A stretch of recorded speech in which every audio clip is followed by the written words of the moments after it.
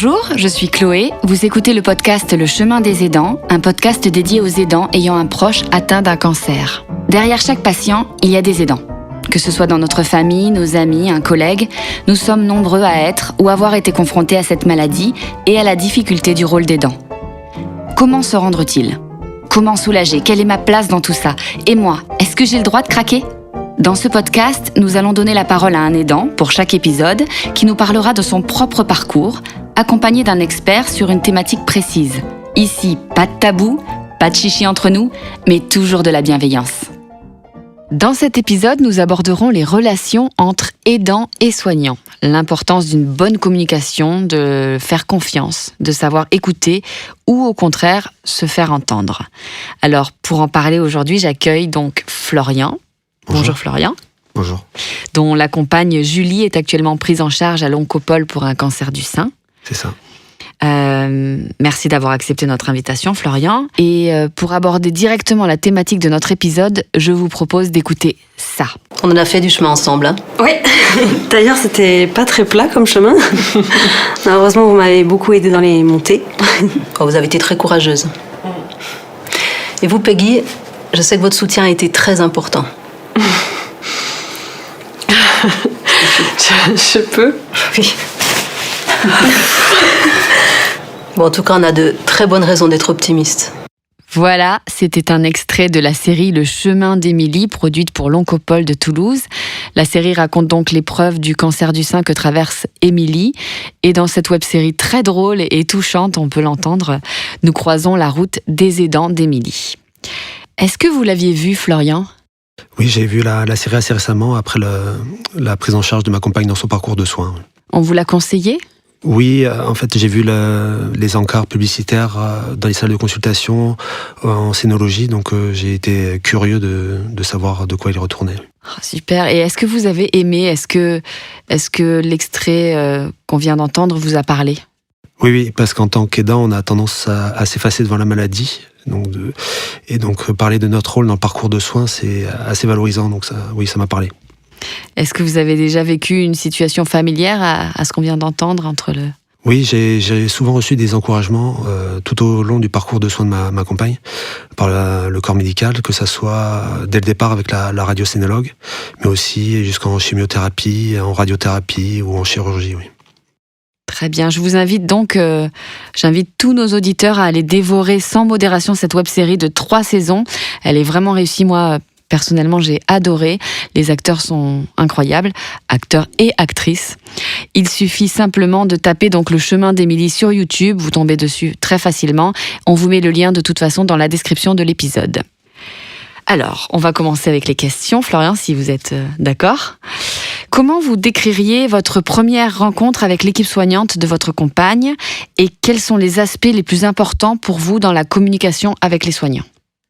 En fait, dans notre cas, nous avons eu de la chance avec ma compagne qu'elle ait été prise en charge très rapidement après la mammographie. Peut-être même un peu trop parce que on a eu beaucoup d'informations à assimiler en un très court moment.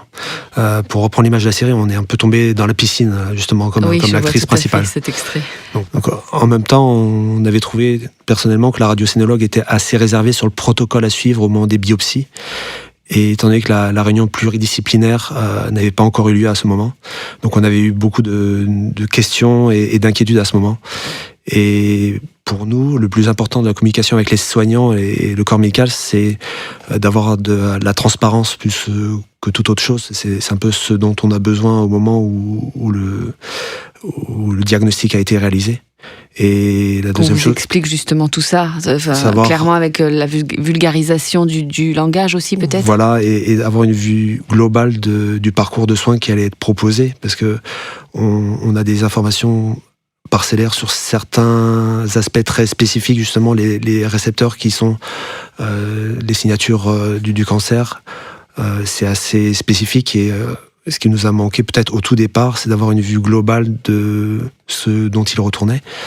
Et par contre, ce qu'on a apprécié, c'est aussi la capacité comme d'écoute du corps médical à répondre aux questions qu'on avait justement relativement à ces doutes et ces questionnements. Est-ce que vous avez ressenti un soutien émotionnel, justement, on en parle là, de la part des soignants? Alors personnellement, dans notre cas, on a eu le pic émotionnel vraiment avant la prise en charge par l'oncopole, quand on a eu la mammographie, quand on a vu un médecin à l'hôpital Purpan qui a pris l'urgence de la situation et qui nous a conseillé d'aller à l'oncopole.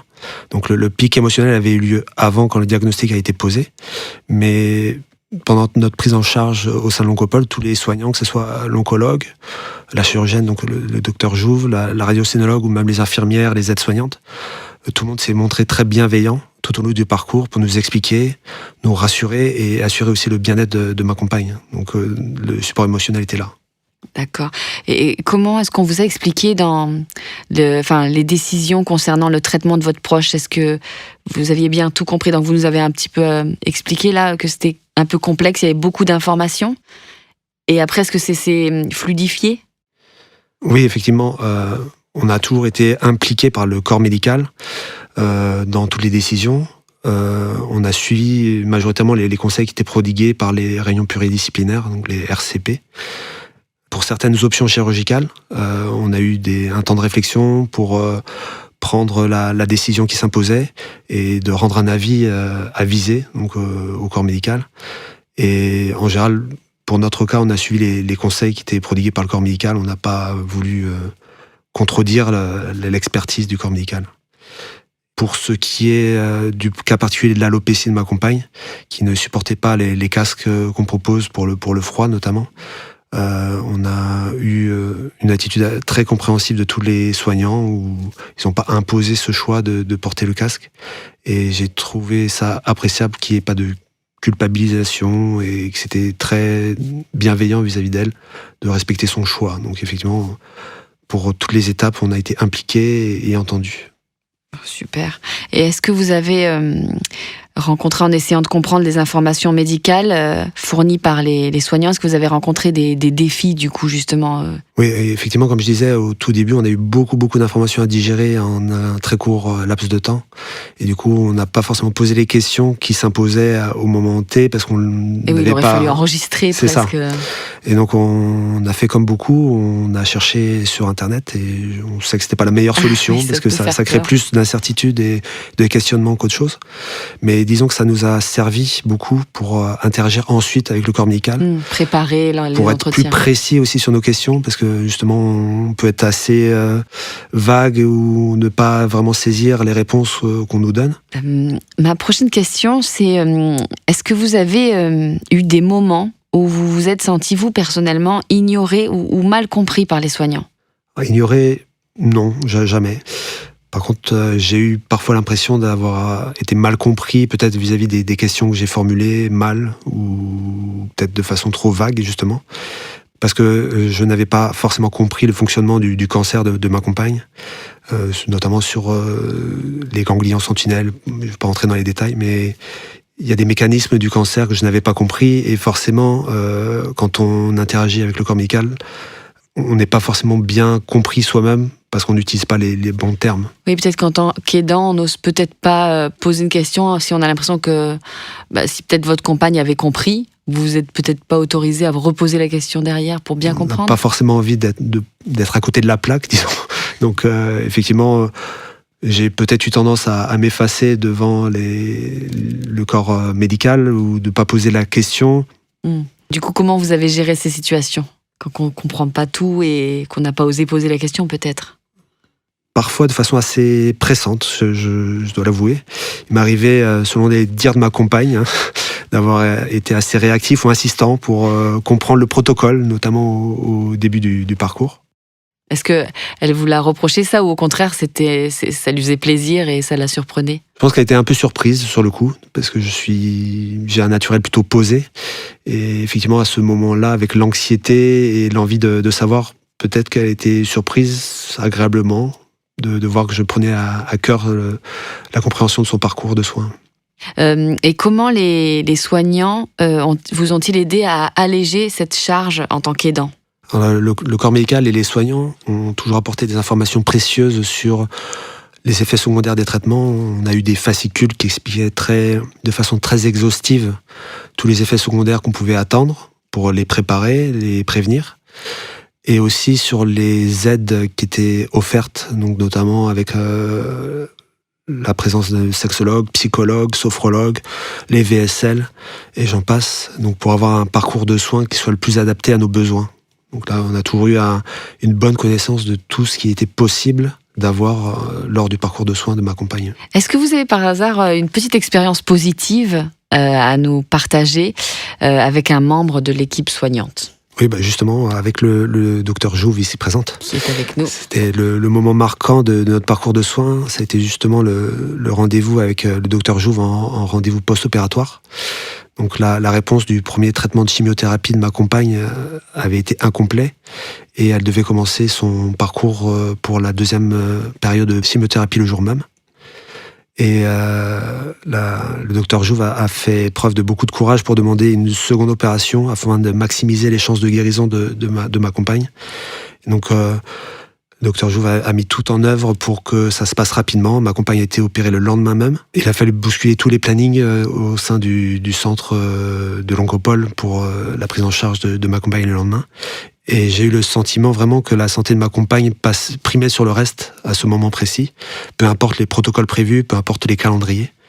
Je me suis senti personnellement complètement rassuré de voir cette énergie au service de la santé de ma compagne. Est-ce que par hasard, vous personnellement, Florian, est-ce que vous auriez des remarques, des conseils pour améliorer cette relation entre les soignants et les aidants ?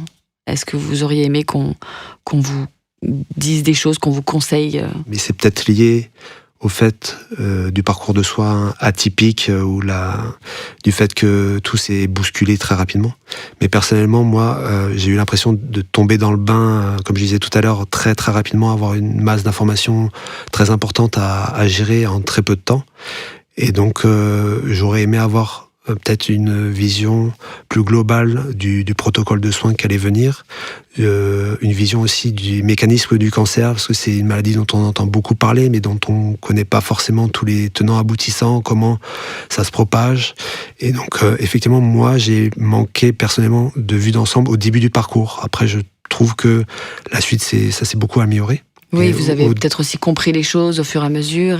C'est ça. Et au tout début, quand tout s'est précipité en 2 semaines de temps, j'ai trouvé que je manquais de cette vision globale du parcours de soins. Oui. D'accord. Et quel conseil vous donneriez-vous, toujours personnellement, Florian, à d'autres aidants pour établir une bonne relation avec les soignants et leurs proches ? Alors principalement, je dirais, et j'ai essayé de l'être moi-même, c'est d'être à l'écoute des conseils de chaque professionnel, parce que à l'Oncopole notamment, tous les professionnels sont très qualifiés et on ne peut pas mettre en doute leur capacité à mettre en œuvre le protocole qui convient. Et la deuxième chose, j'ai essayé de l'être également, c'est d'être curieux. J'ai essayé d'être curieux pour essayer d'éclaircir ces zones d'ombre qui me restaient. Oser poser les questions. Voilà, aussi, oser poser des questions, quitte à apparaître, comme je disais tout à l'heure, à côté de la plaque, mais savoir intervenir pour ne pas laisser le doute s'installer et avoir une réponse et rentrer chez soi peut-être plus serein sur la suite du parcours. Oui, ne pas rester frustré avec plein de questionnements et se sentir bête. Voilà, se dire j'aurais peut-être dû poser cette question, pourquoi j'ai pas posé cette question, aller voir les réponses sur Internet alors qu'on sait que c'est pas forcément la bonne solution. Il y a toutes ces choses-là où je suis tombé dedans moi-même, donc c'est facile de donner des conseils après coup, mais j'aurais peut-être dû poser plus de questions au début du parcours. Alors justement, on va pouvoir vous accueillir, vous qui allez nous parler d'espoir et de conseils avisés. Nous accueillons donc le docteur Eva Jouve. Vous êtes chirurgienne oncologue. Bonjour. Bonjour à tous les deux. On va profiter de votre regard et de votre expérience, donc bienvenue à vous. Pour commencer rapidement, j'aimerais bien que vous me disiez un peu comment se déroule un parcours de soins en cancérologie et quel rôle vous avez.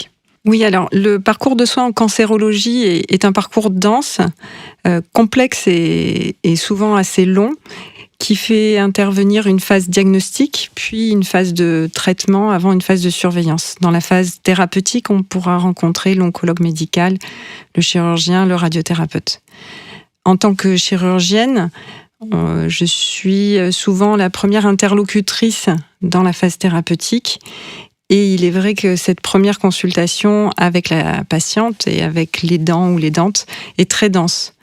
On va revenir sur le diagnostic de la maladie. Éventuellement, on va devoir compléter cette phase diagnostique et également expliquer les différentes phases thérapeutiques qui, a priori, vont se dérouler avec les éléments dont on dispose et aussi rentrer dans les détails de la prise en charge chirurgicale. Donc, c'est une consultation d'annonce. Il y a plusieurs consultations d'annonce. L'annonce du diagnostic du cancer, puis l'annonce des différentes phases de traitement, où la présence d'un aidant ou d'une aidante est très importante pour soutenir la patiente, pour avoir, comme on dit, une deuxième paire d'oreilles pour après rediscuter.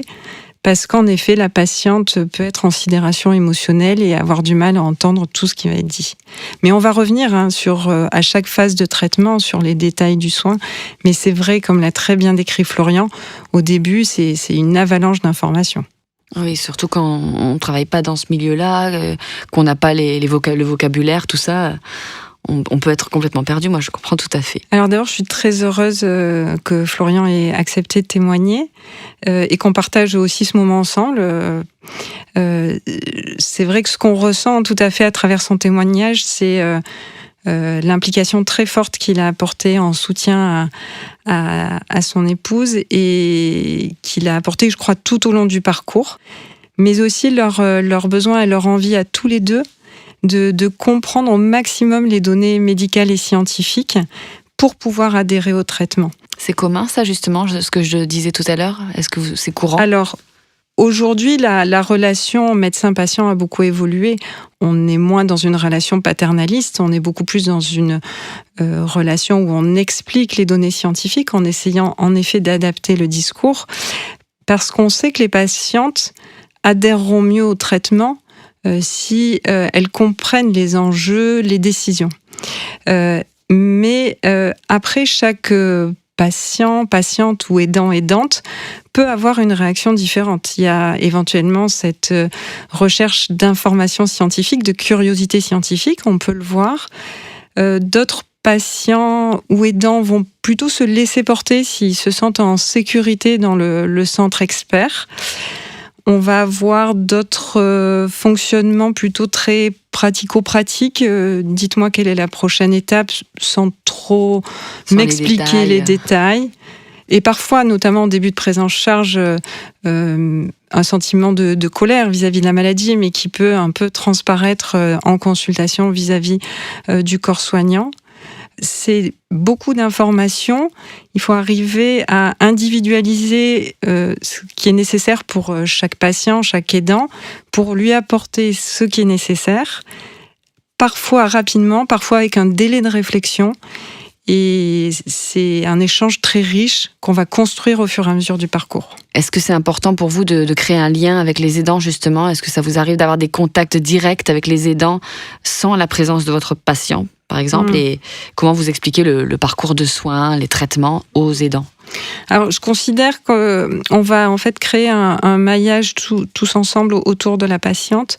Nous, le maillage professionnel et expert, mais les aidants, la famille, les amis vont apporter le maillage extérieur à l'établissement. Et c'est important qu'on soit en relation de confiance les uns avec les autres dans ce parcours-là. Les moments de consultation sont très denses et mon attention, elle est avant tout portée vers la patiente. C'est très important pour moi que ce soit avant tout la patiente qui comprenne. Les moments de consultation sont si denses qu'il est parfois difficile de pouvoir prendre du temps avec l'aidant, au moins de manière verbale, mais de manière non verbale, par la présence que l'aidant apporte et par les regards et la considération qu'on va apporter pendant les temps d'échange. L'aidant doit sentir qu'il fait partie prenante de toutes ces discussions.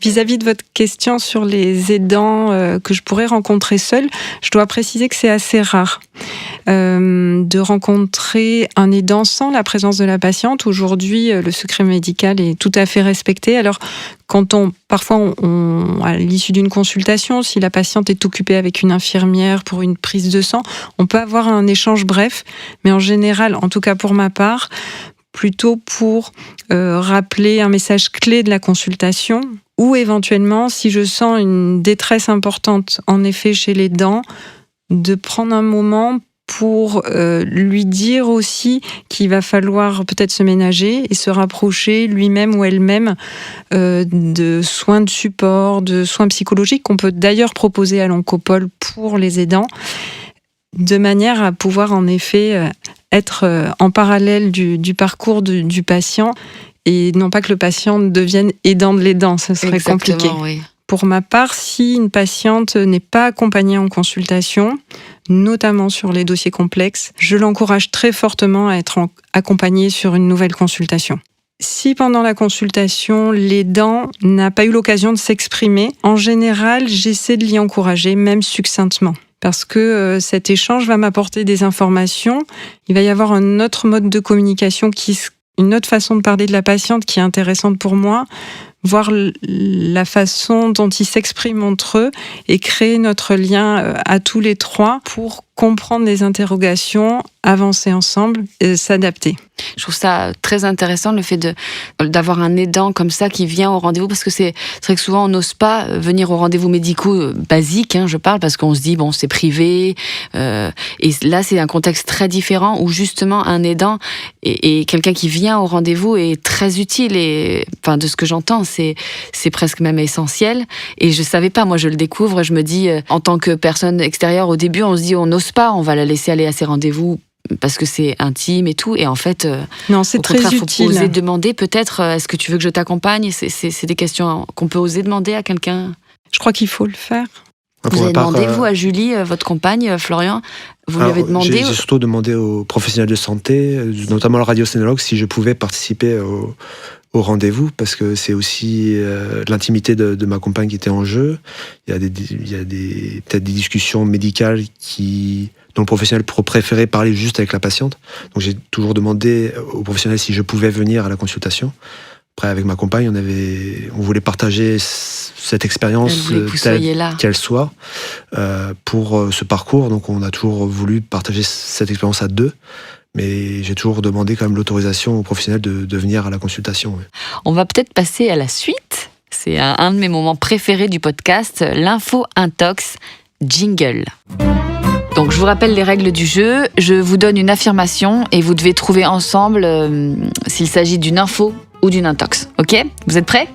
La première idée reçue un peu, c'est: les aidants familiaux n'ont pas besoin de comprendre les détails médicaux des traitements pour être efficaces dans leur rôle.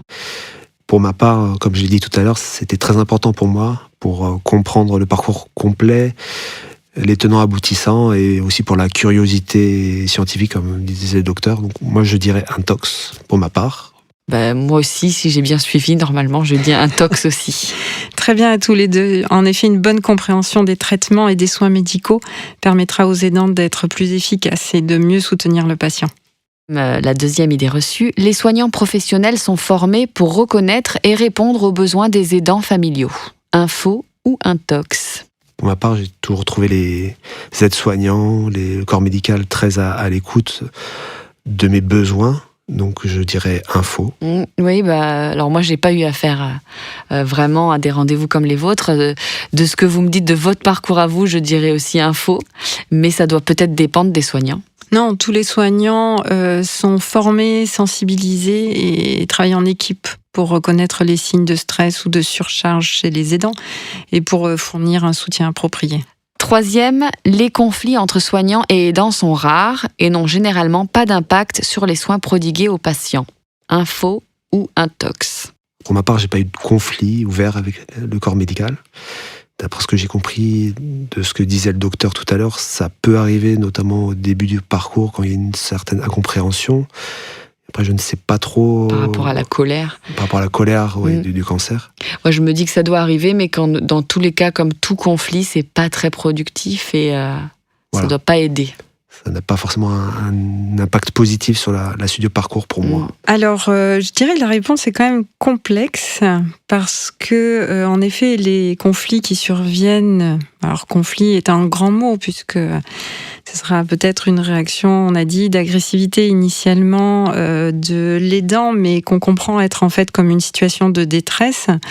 Ça peut en effet affecter négativement le bien-être du patient et de l'aidant, mais on doit construire la relation pour maintenir la communication, maintenir la qualité des soins, et c'est justement une relation qui se construit tout au long du parcours et jusque dans les consultations de surveillance qui durent plusieurs années, où on accompagne la patiente, le patient et les aidants.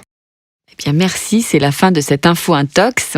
Et nous voilà aussi à la fin de cet épisode. Donc je vais vous dire un grand merci Florian pour votre témoignage honnête et enrichissant. Votre expérience nous a vraiment aidé à comprendre les défis que rencontrent les aidants. Et merci bien sûr aussi à notre experte du jour, Dr Eva Jouve, pour vos précieux conseils et vos éclairages. Vous avez su apporter des informations claires et utiles sur ce sujet parfois difficile à aborder. Aujourd'hui, nous avons mis en lumière l'importance de bien communiquer, les défis rencontrés dans le travail d'équipe au quotidien et les ressources qui peuvent aider à renforcer cette coopération essentielle. Nous espérons que cet épisode vous a apporté des réponses utiles et des pistes de réflexion.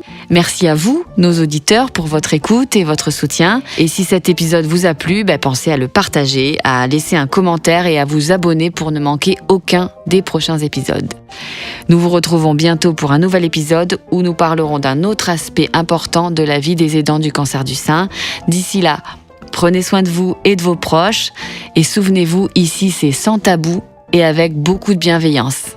À très bientôt sur Le Chemin des Aidants.